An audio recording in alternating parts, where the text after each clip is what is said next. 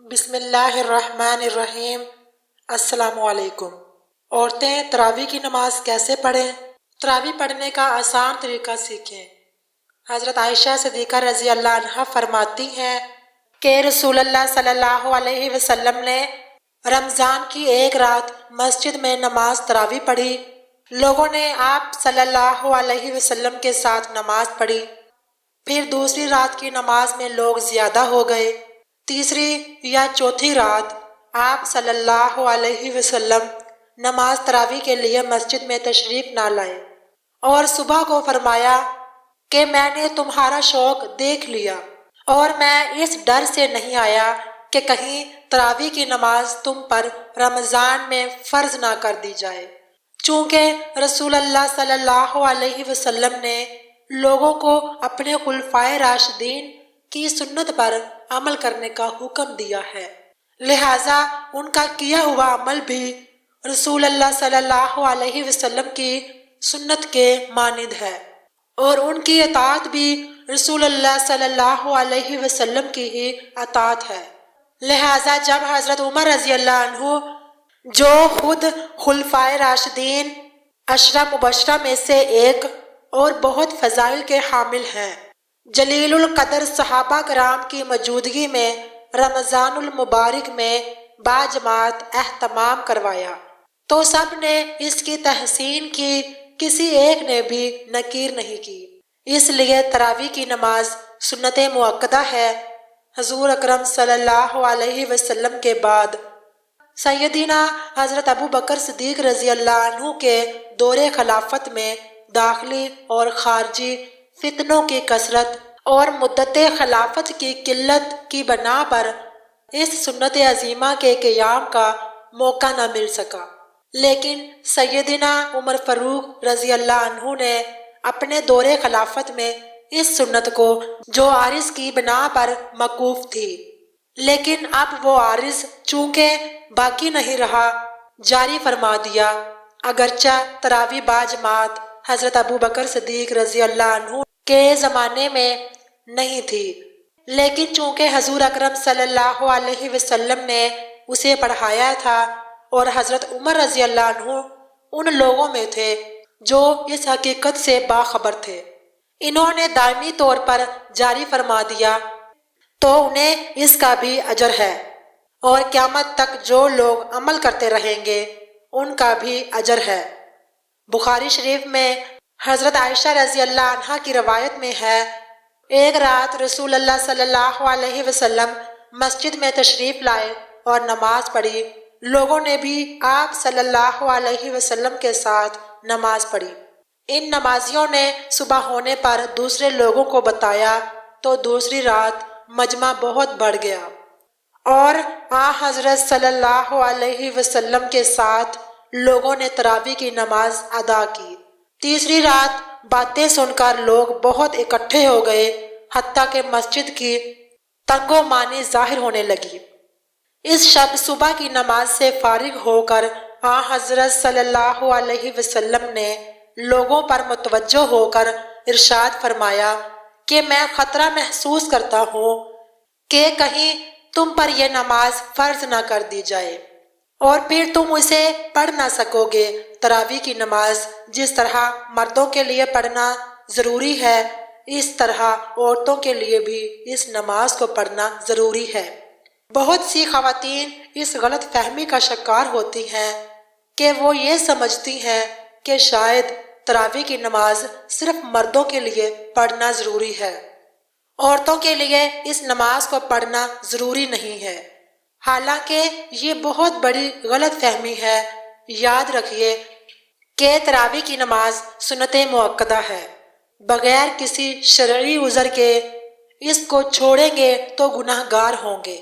مرد بھی پڑھیں گے اور عورتوں کے لیے بھی اس نماز کو پڑھنا ضروری ہے۔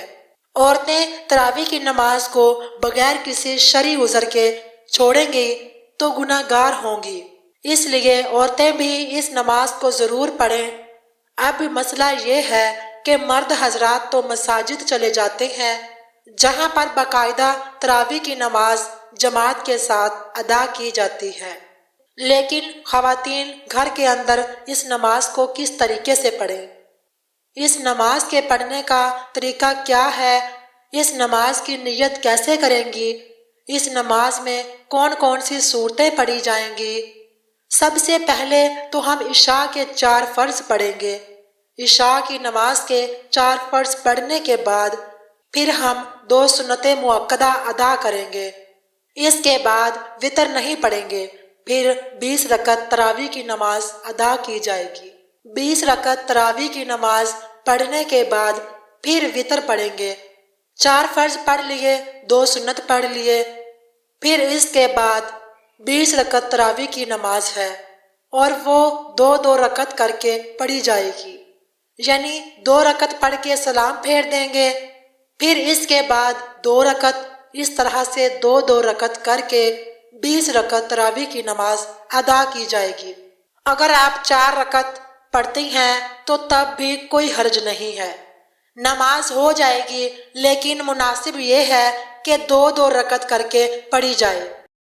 آپ 2 رکعت کر کے پڑھ لیں یا 4 رکعت، اور ہر 4 رکعت کے بعد تراویح کی دعا کو پڑھیں گے۔ اگر آپ کو دعا زبانی نہیں آتی تو اس کو دیکھ کر بھی پڑھ سکتے ہیں۔ 20 رکعت اس طرح سے مکمل ہو گئی۔ اب مسئلہ یہ ہے کہ ان 20 رکعتوں میں ہم نے کون سی صورتیں پڑھنی ہیں۔ ناظرین، اس کے لیے کوئی خاص صورتیں نہیں ہیں، یہ ضروری نہیں کہ یہ صورتیں پڑھی جائیں گی۔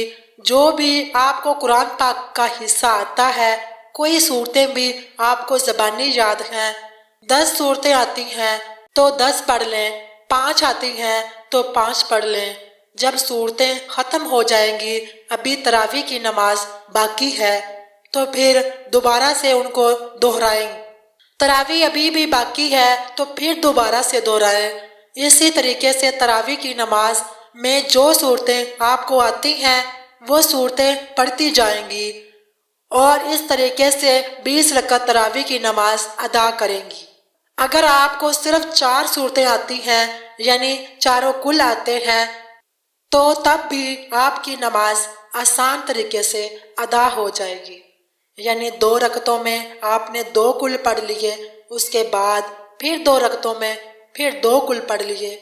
اس طریقے سے 4 رکعت بھی ہو جائیں گی اور 4 کل بھی ختم ہو جائیں گے۔ پھر دوبارہ سے دہرائیں، لیکن ترتیب کا خاص خیال رکھنا ہے کہ پہلے والی بعد میں نہیں پڑھنی اور بعد والی پہلے نہیں پڑھنی۔ اس طریقے سے نہیں کرنا کہ پہلے والی کو پہلی رکعت میں پڑھ لے، جو بعد میں ہو اس کو بعد میں دوسری رکعت میں پڑھ لے۔ تو یہ تھا تراویح کی نماز ادا کرنے کا صحیح طریقہ۔ اب اس کی نیت کیسے کریں؟ نیت کہتے ہیں دل کے پختہ ارادے کو۔ زبان سے نیت کرنا کوئی ضروری نہیں ہے، کوئی شرط نہیں ہے۔ دل کے اندر جو آپ کا ارادہ ہے، آپ کھڑی ہوئی ہیں، آپ نے دل کے اندر ارادہ کیا ہے کہ میں 2 رکعت تراویح کی نماز پڑھتی ہوں، بس یہی نیت ہو گئی۔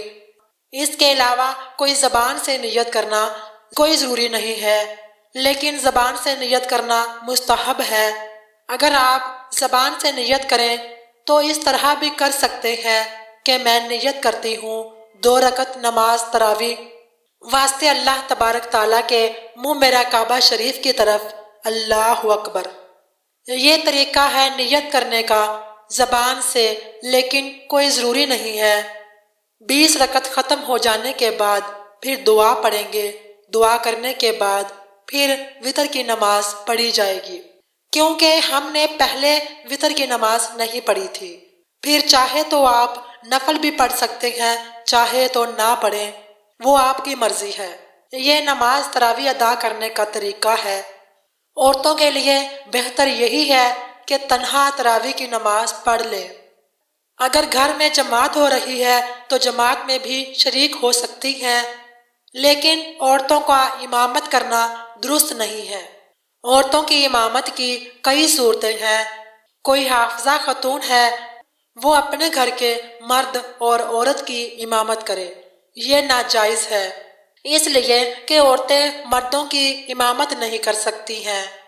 حضرات صحابیات میں بعض بہت بلند مقام کی حامل تھیں۔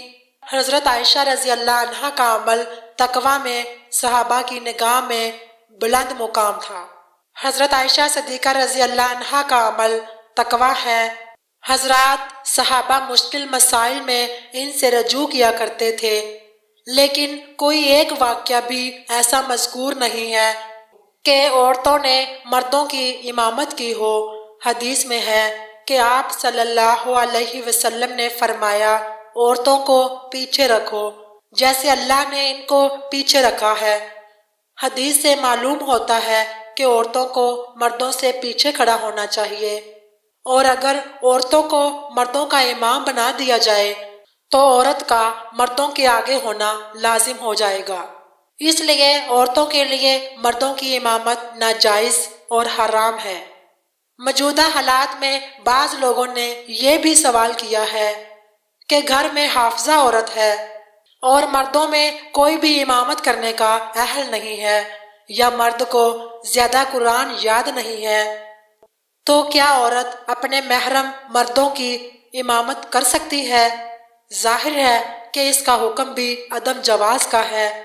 مرد حضرات جس طرح فرض نماز ادا کرتے ہیں، اس طرح تراویح کی نماز بھی ادا کریں گے۔